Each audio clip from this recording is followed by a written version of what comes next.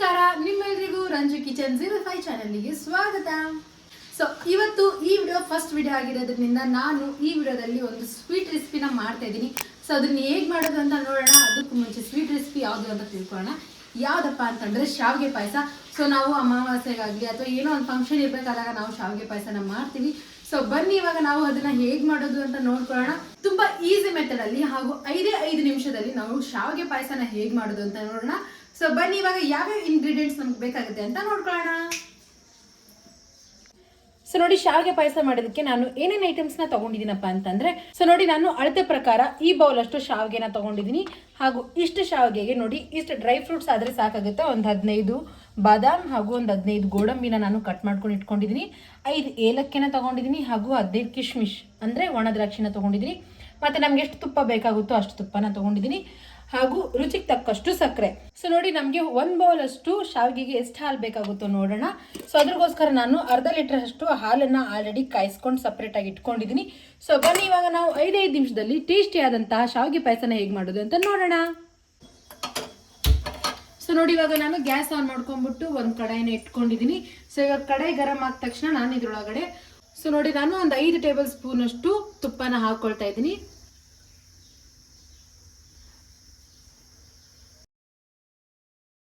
So ನೋಡಿ, ಇವಾಗ ತುಪ್ಪ ಕಾದಿದೆ. ಇವಾಗ ಇದ್ರೊಳಗಡೆ ನಾನು ಎಲ್ಲ ಡ್ರೈ ಫ್ರೂಟ್ಸ್ಗಳನ್ನ ಫ್ರೈ ಮಾಡ್ಕೊಳ್ತೀನಿ. ಫಸ್ಟ್ ನಾನು ಬಾದಾಮ್ನ ಹಾಕೊಂಡು ಫ್ರೈ ಮಾಡ್ಕೊಂಡು ತಕ್ಕೊಳ್ತೀನಿ.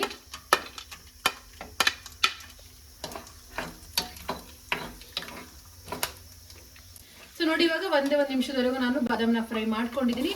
ಇವಾಗ ನಾನು ಇದನ್ನ ಒಂದು ಪ್ಲೇಟ್ನಲ್ಲಿ ಸಪ್ರೇಟ್ ಮಾಡ್ಕೊಳ್ತೀನಿ.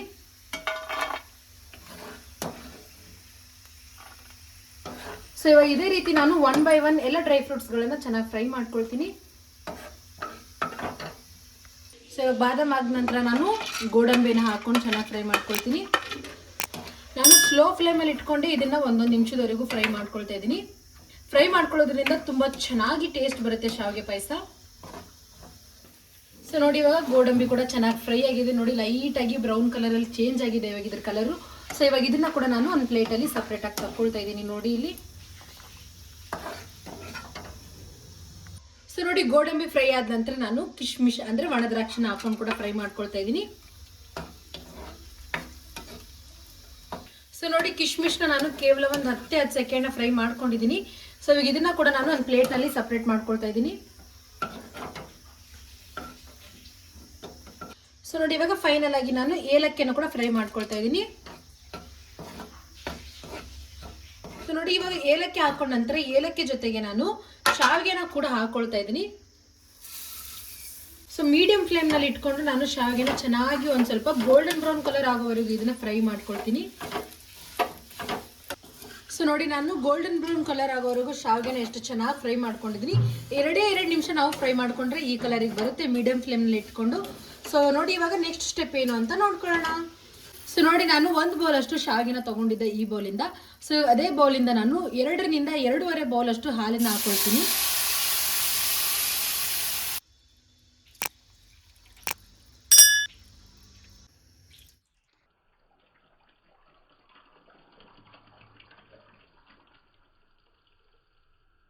ನೋಡಿ, ನಾನು 2.5 ಬೌಲ್ ಅಷ್ಟು ಹಾಲನ್ನು ಹಾಕೊಂಡಿದ್ದೀನಿ. ನಾನು ಒಂದು ಸ್ವಲ್ಪ ಹಾಲನ್ನು ಜಾಸ್ತಿನೇ ಹಾಕೊಂಡಿದ್ದೀನಿ. ಏನಕ್ಕಪ್ಪ ಅಂತಂದರೆ ತಣ್ಣಗಾದ ನಂತರ ಶಾವಿಗೆ ಒಂದು ಸ್ವಲ್ಪ ಗಟ್ಟಿ ಆಗಿಬಿಡುತ್ತೆ, ಇದ್ರ ಟೆಕ್ಸ್ಚರ್ ಚೆನ್ನಾಗಿರಲ್ಲ. ಸೊ ಅದಕ್ಕೆ ಒಂದು ಸ್ವಲ್ಪ ನಾನು ಹಾಲನ್ನು ಜಾಸ್ತಿ ಹಾಕೊಂಡಿದ್ದೀನಿ. ನಿಮ್ಗೇನಾದರೂ ಹಾಲು ಕಡಿಮೆ ಬೇಕು ಅಂತಂದರೆ ನೀವು ಕಡಿಮೆ ಕೂಡ ಹಾಕೊಳ್ಬಹುದು. ಇವಾಗ ನಾನು ರುಚಿಗೆ ತಕ್ಕಷ್ಟು ಸಕ್ಕರೆನ ಹಾಕೊಳ್ತಾ ಇದ್ದೀನಿ. ನೋಡಿ, ನಾನು ಫಸ್ಟ್ ಒಂದು 1/2 ಬೌಲ್ ಅಷ್ಟು ಸಕ್ಕರೆನ ಹಾಕೊಂಡು ಮಿಕ್ಸ್ ಮಾಡ್ಕೊಳ್ತೀನಿ. ಆಮೇಲೆ ಒಂದು ಸ್ವಲ್ಪ ಟೇಸ್ಟನ್ನು ನೋಡಿಕೊಂಡು ಎಷ್ಟು ಬೇಕಾಗುತ್ತೋ ಅಷ್ಟು ಹಾಕ್ಕೊಳ್ತೀನಿ. ಸಕ್ಕರೆ ಹಾಕೊಂಡ ನಂತರ ನೋಡಿ, ನಾನು ಇವಾಗ ಮೀಡಿಯಂ ಫ್ಲೇಮ್ನಲ್ಲಿ ಇಟ್ಕೊಂಡು ಗ್ಯಾಸನ್ನ ಒಂದು 5 ನಿಮಿಷದವರೆಗೂ ಇದನ್ನ ಚೆನ್ನಾಗಿ ಬೇಯಿಸ್ಕೊಳ್ತೀನಿ. ಈ ರೀತಿ ಟೇಸ್ಟಿ ಆದಂತಹ ಹೊಸ ರೆಸಿಪಿ ವಿಡಿಯೋಸ್ಗಳು ನಿಮಗೆ ಫಸ್ಟ್ ಬಂದು ತಲುಪಬೇಕು ಅಂತ ಅಂದರೆ ನನ್ನ ಚಾನಲ್ಗೆ ಸಬ್ಸ್ಕ್ರೈಬ್ ಆಗಿ ಹಾಗೂ ಪಕ್ಕದಲ್ಲಿರೋ ಬೆಲ್ ಐಕನ್ನ ಟ್ಯಾಪ್ ಮಾಡಿ. ನೋಡಿ, ನಾನು 1 ಬೌಲ್ ಅಷ್ಟು ಶಾವಿಗೆಗೆ ಅರ್ಧ ಲೀಟ್ರಷ್ಟು ಹಾಲನ್ನು ಹಾಕ್ಕೊಂಡಿದ್ದೀನಿ. ಇನ್ನೂ ಅರ್ಧ ಲೀಟ್ರ್ ಹಾಲೊಳಗಡೆ ನಾನು 1 ಕಪ್ ಅಷ್ಟು ಹಾಲನ್ನು ಮಾತ್ರ ಉಳಿಸ್ಕೊಂಡಿದ್ದೀನಿ. ಹಾಗೆ ನೋಡಿ, ನಾನು ಅರ್ಧ ಬೌಲಷ್ಟು ಸಕ್ಕರೆನ ಹಾಕ್ಕೊಂಡಿದ್ದೀನಿ. ಇನ್ನೂ ಅರ್ಧ ಬೌಲಷ್ಟು ಸಕ್ಕರೆನ ನಾನು ಉಳಿಸ್ಕೊಂಡಿದ್ದೀನಿ. ಸೊ ಇಷ್ಟಾದರೆ ನನಗೆ ಸಾಕಾಗೋಯಿತು. ಸೊ ನೋಡಿ, ಇವಾಗ ನಾನು ಫಸ್ಟು ಗೋಡಂಬಿನ ಹಾಕ್ಕೊಳ್ತಾ ಇದ್ದೀನಿ. ಹಾಗೆ ಬಾದಾಮನ್ನ ಕೂಡ ಹಾಕ್ಕೊಂಡ್ಬಿಡ್ತೀನಿ.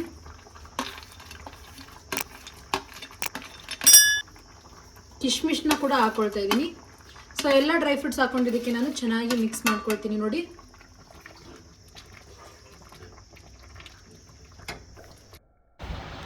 ಈ ವಿಡಿಯೋ ನಿಮ್ಗೆ ಇಷ್ಟ ಆದಲ್ಲಿ ಈ ವಿಡಿಯೋಗೆ ಲೈಕ್ ಮಾಡಿ ಹಾಗೂ ನಿಮ್ಮ ಫ್ಯಾಮಿಲಿ ಮತ್ತು ಫ್ರೆಂಡ್ಸ್ ಜೊತೆ ಶೇರ್ ಮಾಡ್ಕೊಳ್ಳಿ. ಹಾಗೆ ಯಾವ ರೀತಿಯ ವೀಡಿಯೋಸ್ಗಳು ನಿಮ್ಗೆ ಬೇಕು ಅಂತ ನನಗೆ ಕಮೆಂಟ್ ಸೆಕ್ಷನಲ್ಲಿ ಕಮೆಂಟ್ ಮಾಡಿ. ಸೊ ನೋಡಿ, ಎಲ್ಲ ಡ್ರೈ ಫ್ರೂಟ್ಸ್ ಹಾಕೊಂಡ ನಂತರ ನಾನು ಸ್ಲೋ ಫ್ಲೇಮ್ನಲ್ಲಿ ಇಟ್ಕೊಂಡು ಕೇವಲ 2 ನಿಮಿಷದವರೆಗೂ ಇದನ್ನು ನಾನು ಚೆನ್ನಾಗಿ ಬೇಯಿಸ್ಕೊಳ್ತೀನಿ. ಈ ರೀತಿ ನಾವು ಸ್ಲೋ ಫ್ಲೇಮ್ನಲ್ಲಿ ಬೇಯಿಸ್ಕೊಳ್ಳೋದ್ರಿಂದ ಶಾವಿಗೆ ಪಾಯಸದ ಟೆಕ್ಸ್ಚರ್ ತುಂಬ ಚೆನ್ನಾಗಿ ಬರುತ್ತೆ. ಸೊ ನೋಡಿ, ಇವಾಗ ಶಾವಿಗೆ ಪಾಯಸ ರೆಡಿ ಆಗಿದೆ. ಇವಾಗ ನಾನು ಗ್ಯಾಸ್ ಆಫ್ ಮಾಡ್ಕೊಂಡ್ಬಿಟ್ಟು ಇದನ್ನು ಇವಾಗ ಒಂದು ಬೌಲಲ್ಲಿ ನಾನು ಸರ್ವ್ ಮಾಡ್ಕೊಳ್ತೀನಿ.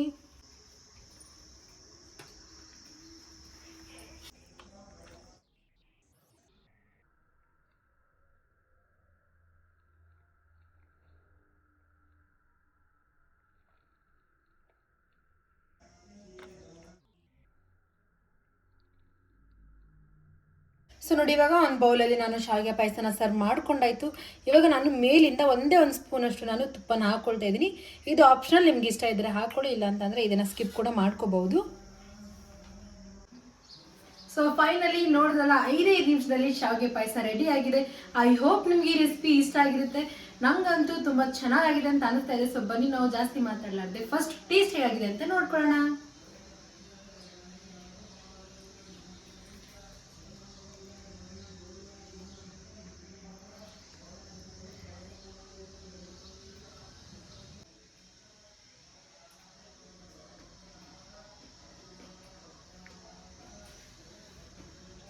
ಟೇಸ್ಟ್ ಅಂತೂ ನೆಕ್ಸ್ಟ್ ಲೆವೆಲ್ ಆಗಿದೆ. ತುಂಬ ಅಂದರೆ ತುಂಬ ಟೇಸ್ಟಿ ಆಗಿದೆ. ಆ್ಯಕ್ಚುಲಿ ನಾನು ಸ್ವೀಟ್ ಲವರ್ ಅಲ್ಲ, ಬಟ್ ನನಗೂ ಕೂಡ ಶಾವಿಗೆ ಪಾಯಸ ತುಂಬ ಅಂದರೆ ತುಂಬ ಟೇಸ್ಟಾಗಿ ಅನಿಸ್ತಾ ಇದೆ. ನೀವು ಇದನ್ನು ತಪ್ಪದೆ ಒಮ್ಮೆ ಟ್ರೈ ಮಾಡಿ. ಹಾಗೂ ನಿಮ್ಮ ಫ್ಯಾಮಿಲಿಯಲ್ಲಿ ಯಾರ್ಯಾರು ಸ್ವೀಟ್ನ ಇಷ್ಟಪಡ್ತಾರೋ ಅವರಿಗೆ ಈ ವಿಡಿಯೋನ ಶೇರ್ ಮಾಡ್ಕೊಳ್ಳಿ. ಸೊ ಇದು ನನ್ನ ಫಸ್ಟ್ ವಿಡಿಯೋ ಆಗಿರೋದ್ರಿಂದ ಪ್ಲೀಸ್ ಎಲ್ಲರೂ ನನ್ನ ಚಾನಲ್ಗೆ ಸಬ್ಸ್ಕ್ರೈಬ್ ಆಗಿ ಹಾಗೂ ಈ ವಿಡಿಯೋಗೂ ಸಪೋರ್ಟ್ ಮಾಡಿ ಹಾಗೂ ನನ್ನನ್ನು ಸಪೋರ್ಟ್ ಮಾಡಿ. ಈ ರೆಸಿಪಿ ನಿಮ್ಗೆ ಇಷ್ಟ ಆದಲ್ಲಿ ನನ್ನ ವಿಡಿಯೋಗೆ ಲೈಕ್ ಮಾಡಿ, ಶೇರ್ ಮಾಡಿ, ಕಮೆಂಟ್ ಮಾಡಿ. Thanks for watching.